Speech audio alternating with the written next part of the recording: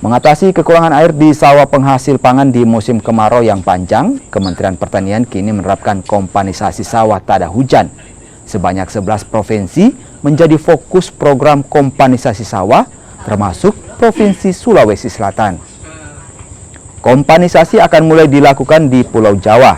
Kementerian Pertanian menyiapkan bantuan pompa air bagi petani untuk dapat mengairi sawah.